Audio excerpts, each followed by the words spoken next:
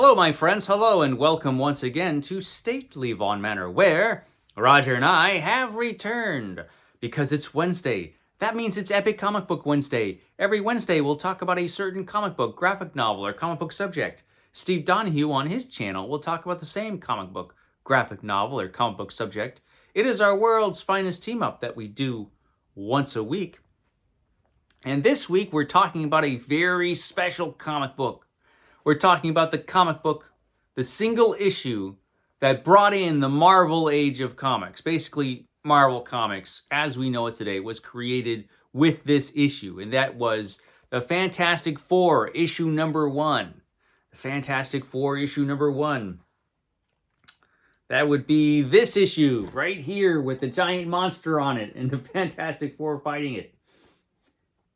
The Fantastic Four, featuring The Thing, Mr. Fantastic, Human Torch, and the Invisible Girl, together for the first time in one mighty magazine. How could you not buy that? So at the time, DC Comic Books was producing a comic book that all the little kids liked, and that was the Justice League. The Justice League, which had DC Comics' greatest heroes in it. It had Superman, Batman, The Flash, Green Lantern, Wonder Woman. It had all of those characters, and it was very popular. And Marvel Comics, which was not quite Marvel yet, decided, hey, we need a comic book like that. So Stan Lee put together the Fantastic Four. But Stan Lee decided, he was figuring he might leave comic books at the time. He wasn't sure he was going to stick around. And so he thought, I'm just going to do a team comic book, but I'm going to do it my way. I'm going to do something different. And so he decided to experiment with this comic book, The Fantastic Four. And it was a tremendously successful experiment. Because at the time, if you read an issue of Justice League, as much as I love those issues and as creative and clever as those issues were of the Justice League, the characters themselves were a little boring. They didn't really have personality. They all kind of had the same personality, actually, the superheroes on the Justice League. And they all got along and everything was fine. And, it was a great comic book, don't get me wrong, but the characters were not that realistic, let's just say. And Stan Lee decided, what if I did a comic book where the characters acted a little bit more like real people? And that's what we got with the Fantastic Four. We got a team of 4 characters that did not always get along. They frequently acted like actual human beings. Their adventures were still fantastic and unbelievable. Some of Stan Lee's scientific explanations for things were just mind-bogglingly ridiculous. But still, it was compelling. And at this time, a lot of the readers of comic books were growing up. They had been reading comic books in the 50s as little kids. Now they were teenagers, a little bit more sophisticated. Maybe wanted something a little bit, aimed at an older reader. And the Fantastic Four was perfect for that. And it was just a tremendously entertaining comic book. And the first issue was really interesting because Stan Lee was trying some things with this comic book. So here's the first page. There is a message that has been shot into the sky, the Fantastic Four. And Reed Richards is using this method to call the Fantastic Four together because nobody had cell phones back then. So back in the early 60s, if you wanted to contact somebody, you had to shoot a message up into the sky. It's true. That's how people did it. And so that's what Reed Richards does. And here are our characters. We've got Dr. Reed Richards, Ben Grimm, Susan Storm, and Johnny Storm. Susan Storm and Johnny Storm are brother and sister. Ben Grimm and Mr. Fantastic here, Dr. Reed Richards, are best friends, but you don't know that here in the first issue, and they don't really act like friends yet. That sort of developed over time. So everybody's really curious about what the heck these words mean. And there's this mysterious guy who is actually Reed Richards in the window here saying, "It is the first time I have found it necessary to give the signal. I pray it will be the last." It isn't the last time. No, it's not. And so we're introduced to our characters in a really clever way, starting with Sue Storm, the Invisible Woman, who at the time is the Invisible Girl. She doesn't become the Invisible Woman for a couple decades. So she's just hanging out having tea, and she sees the signal. Instead of just making an excuse and walking out and then turning invisible, she turns invisible right away and just walks out. And she decides to stumble against a bunch of people to freak them out. You know, she's enjoying her invisibility. And since she decides to take a cab while she's invisible, all this time she really doesn't need to be invisible. She could have just taken the cab, you know. But she decides you know what, I haven't been invisible for a while. Screw it, I'm going to be invisible. And so she takes the cab and freaks out the cab driver with a floating dollar bill. And which freaks her out. And she's like, "It works. I really am invisible, completely, totally invisible. There can be no doubt. Now all that remains is my mission." Now, at this point, she should have really known she was totally invisible. But, you know, it's good for us reading the book. Okay, so now we know as readers, this woman turns invisible. That's strange. And then we have poor Ben Grimm in his trench coat and hat looming over this poor clerk. And he wants to buy some clothes, but the clerk doesn't have anything big enough for him. So the signal is shot out in the sky. The clerk sees it, and the thing is like, "Oh man, I got to go to work." And so he takes off his coat, and he's this giant, lumpy monster. He's a giant, lumpy monster. And he bursts out of the door. Now, this makes you wonder how he got in the door in the first place. He probably just, shouldered his way in. He could have left that way, but no. He just bursts out. He bursts out of the door. Some police see him, immediately start shooting at him. So he decides, I got to get away from these cops. So he tears a hole in the ground and falls into the sewer. And we get that dramatic, menacing scene of the Thing. So this is our first glimpse of the Thing. Now, the Thing became the most beloved character of this entire comic book. He was an original character to the comic book, unlike the Human Torch, which is kind of a reused Golden Age character. But the Thing is a monster. Basically, he's a guy that turned into a monster. At the time, Marvel Comics, before it was really Marvel Comics at this time in 1961, published different comic books. There were some different comic books that were going on at the time.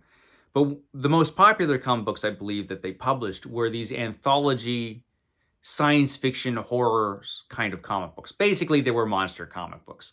There were comic books about giant aliens and giant monsters. And Jack Kirby did a lot of the stories for these giant monster comics. And so Fantastic Four has a lot of that in its DNA. It was a superhero comic book that was produced by these two guys who wrote a lot of monster comics. And so this very much feels, in this first issue, like kind of a monster comic. It has a lot of the feel of some of the monster comics that Jack Kirby and Stan Lee are doing at the time. And the Thing basically just walked out of those comics. And he was a very different character when he started out in the Fantastic Four than the beloved character he became. And you can actually see that. Stan Lee wrote a synopsis for the first issue of the Fantastic Four, which is included in this Epic collection at the end. Here's Stan Lee's synopsis there, where he basically gives you an outline of the characters and the first story. And so here's a paragraph that Stan Lee writes here. "So much for who they are and how they got that way. Now here's a gimmick I think we might play up to advantage. Let's make the Thing the heavy. In other words, he's not really a good guy.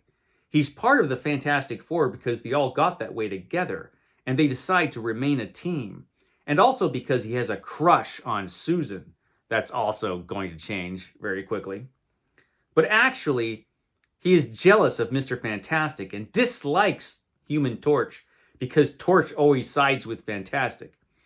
Let's treat him so the reader is always afraid he will sabotage the Fantastic Four's efforts at whatever they are doing. He isn't interested in helping mankind the way the other three are. He is more interested in winning Susan away from Mr. Fantastic. We might indicate that he feels he may return to his normal self at any time, because none of them know how long their strange powers will last, or whether the effects of the cosmic rays will one day wear off them. So everything there changed. But in the beginning, when the Thing first shows up, he is pretty much a grumpy bastard. And yeah, he's just not the character we came to know and love very soon. He at the time, he was just a big grumpy monster. Then we are introduced to the Human Torch, which is Johnny Storm, young Johnny Storm. He's working on a car. He sees the message up in the sky. Instead of getting out of the car, he decides to turn into the torch right away and melt his way through the top of the car. You know, because this is a comic book and we have to be dramatic. And the Human Torch was kind of dramatic. So he shoots off into the sky as the Human Torch right through the top of the sky, through the top of the car, into the sky. And then there are some planes, and he just accidentally kind of melts all the planes because they got too close. And, you know, as happens when you melt a bunch of planes in the sky, they shoot a missile at him. They shoot a Hunter missile at the Human Torch. But he is rescued by Mr. Fantastic, who can stretch his body to any length. And Mr. Fantastic grabs the missile out of the sky and tosses it into the water. Johnny Storm loses his flame, but Mr. Fantastic saves him. This is our introduction to the Fantastic Four, to all of these characters coming together. Now, the Human Torch, Johnny Storm, is based on a Golden Age character called the Human Torch. And in this first issue, there is no mention of the original Human Torch, who was actually an android. The original Human Torch was an android created by a scientist. It was a pretty good comic, actually, the original Human Torch. I should talk about that character, actually, sometime in the near future. But that was a character that appeared in Marvel Comics. There was a comic book called Marvel Comics. And the Human Torch was a very popular comic book character in the 1940s. He was the big comic book character in Marvel Comics. And then there was Captain America, and there was also the Submariner. Those are the three big comic book characters and in Marvel Comics. And Stan Lee decides to take this character, the Human Torch, revamp him, and make him Johnny Storm. Eventually,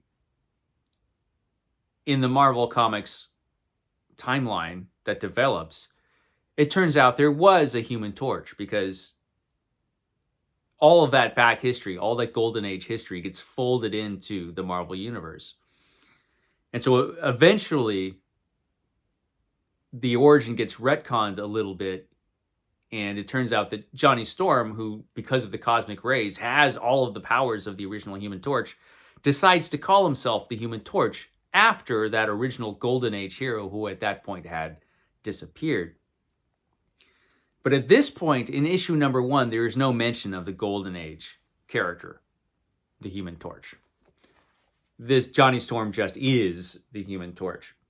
And I remember when I was a kid being surprised when I learned that there was actually a Human Torch before Johnny Storm. I just had no idea. So now we go back in time and recount the origin of the Fantastic Four. Now, at this time, there was a space race between the United States and the commies. The Russians. And Reed Richards has developed a rocket ship. He's created a rocket ship. Now, this is also something that kind of changed over time. Reed Richards designed this rocket. Eventually, it turns out that he kind of, and this might have changed further on. I haven't read tremendously far into the Fantastic Four yet, so I don't know. But originally, it was kind of a government project. But then I think they retconned it, and that Reed Richards designed and funded this thing. So he kind of built the rocket himself. But in this issue, they sneak aboard the rocket. They don't have government clearance to shoot this rocket out into space. Now, Ben Grimm, the voice of reason here, is talking about cosmic rays. He's saying, we haven't done enough research into the effect of cosmic rays. They might kill us all out in space, because at the time they had no idea. And he didn't know that there was enough shielding on the ship to prevent them from this cosmic radiation. This is wise. This is a wise, precaution that he's talking about. Maybe these cosmic rays could kill us. But Reed Richards is like, no, conditions are good now. We've all got to go. And so we've got Reed Richards, Ben Grimm, who was a test pilot, and Sue Storm and Johnny Storm, who are just basically along for the ride. They're not like trained astronauts or anything. They're just hanging out. And Johnny Storm was 16 at the time. So, there was the whole child endangerment thing. But anyway, they decide to go in their rocket ship to blast off into space. Now, the actual mission has been retconned a couple times. I remember it being mentioned that it was a mission to Mars, like they were trying to get to Mars, but they didn't quite make it. And they are blasted by the cosmic rays. Now, Jack Kirby is just such a great artist, and he does a magnificent job, I think, in this issue. Just the cosmic rays, how freaked out they are, and the effects of the cosmic rays. They crash land, of course, and then we find out what happens to them. Susan Storm automatically vanishes and reappears. So something mysterious happens to her. Ben Grimm, who is still normal here, suddenly turns into a monster thing and attacks Reed Richards, who suddenly displays his stretchy powers. He has stretchy powers, Mr. Fantastic. And then Johnny Storm bursts into flame. He is the Human Torch. And they all realize that they have superpowers. And when you have superpowers, you have to band together for the good of humankind. Now, remember, at the time, Stan Lee still had it in his head that the Thing was just sort of going along with this, but he really didn't have any altruistic motivations. This changes drastically, like I said. But they still have their mission, and it turns out that there are these nuclear power plants that are just disappearing and falling into the earth because of monsters. It's because of monsters. The Fantastic Four meet the Mole Man. So the Mole Man turns out to be the first villain that the Fantastic Four have to deal with. And we immediately get monsters. And in fact, they pinpoint the place that's in the center of all of these disturbances, and it's a place called Monster Isle. It's Monster Island. So they have to go to Monster Island to figure out what's going on. And they immediately encounter, wouldn't you know it, monsters. More monsters. And they meet these great monsters. And they also stumble upon the Mole Man, this guy who used to be a guy who lived on the surface world, but everybody made fun of him because he was ugly. So he went to the center of the earth and became the Mole Man. Gotta do what you gotta do. And he just instantly gains command of all of the creatures that live in the center of the earth. And he decides he's going to attack the surface world. So we get the origin of the Mole Man here on that page. Mole Man shows what a badass he is by kicking the crap out of, is it Reed Richards or Johnny Storm that he's beating up with his stick? I don't remember. Anyway, he beats him up with his stick because, he's great at combat, the Mole Man, even though he can't see. But then the Thing shows up to ruin everything for the Mole Man. And the Human Torch turns into the Human Torch, and they drive all the monsters into the earth. And then they fly away, and the Mole Man, for some strange reason, destroys his island and seals himself in the earth forever. Well, that was a neat way to wrap things up. But, we get this great scene of these monsters. Jack Kirby, man, he could draw monsters like nobody's business. He was just awesome. And that was the end of the first adventure of the Fantastic Four. Now, there's some interesting things about the Fantastic Four here. None of them have secret identities. They never take on secret identities, the Fantastic Four. And that was deliberate. Stan Lee didn't want them to have secret identities. He figures, why? And he felt the same way about costumes. He decided to have the Fantastic Four dressed just, in their average attire.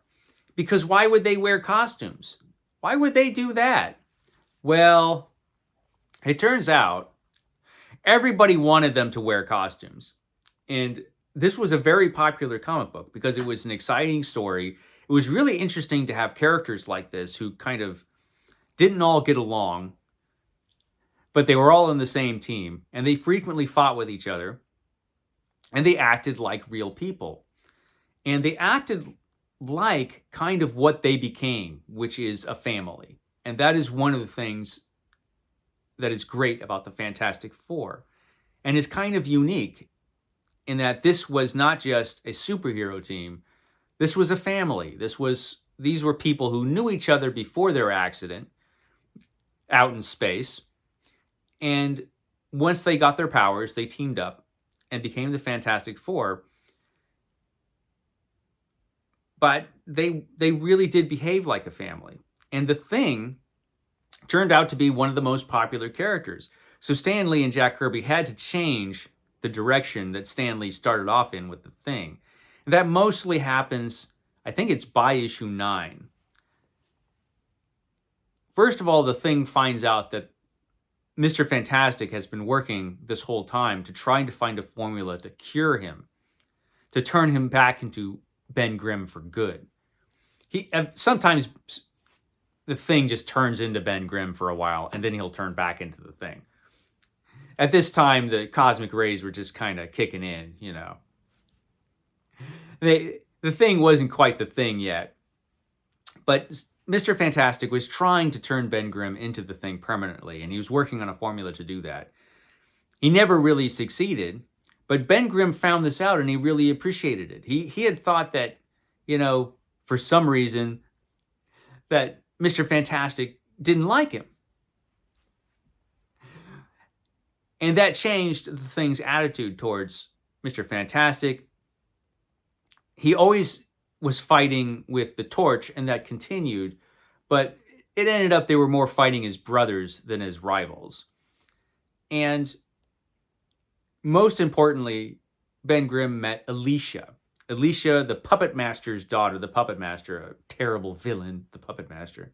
He has a stepdaughter, actually, who's blind, falls in love with the Thing immediately, and that changes Ben Grimm's character quite a bit. And so after that, you pretty much get the Thing that we all know and love. He always was kind of grumpy, but he wasn't like the menacing grumpy bastard he was in the original Fantastic Four issues. Also, by issue 3, we get all of the stuff that we are familiar with the Fantastic Four. In issue 3, they get all their stuff and their costumes because basically readers demanded it. Readers wanted these characters in costumes. And so Stan Lee's, okay, I guess I'll put them in costumes. It was too late to give them secret identities. Their identities were out from the beginning. But yeah, they got costumes. They got this really cool home base, the Baxter Building, which we get a cutaway view of. We got a lot of these cutaway views of the Baxter Building in these early issues because it was awesome. We got to check out their base. They have all this cool stuff because Reed Richards is rich because he made a ton of money with his inventions, and that basically funds the Fantastic Four, a non-profit organization, the Fantastic Four. And so by issue 3, basically the Fantastic Four becomes the team that we know. But in the first issue, it was still a little weird. In the first issue, there were just a bunch of characters without costumes, without a base, meeting up in this dark apartment somewhere to go on their first mission. It was mysterious, but it was intriguing. It was entertaining. It was a lot of fun. I love these early issues of the Fantastic Four. Now, Steve Donoghue is going to make a video where he talks about how crappy they are. But we all know that Steve is wrong about that. The first issue of the Fantastic Four was pretty great, as were the issues that followed. This comic book was pretty much fantastic from the start. It was fantastic. And it is, you know, it's the world's greatest comic magazine, as it says right on the cover here. True. It's a true thing. So that was the first issue of the Fantastic Four. I should shut up because, you know, it's 4:37 in the morning and I have to get moving. Okay, guys, I will catch you next time.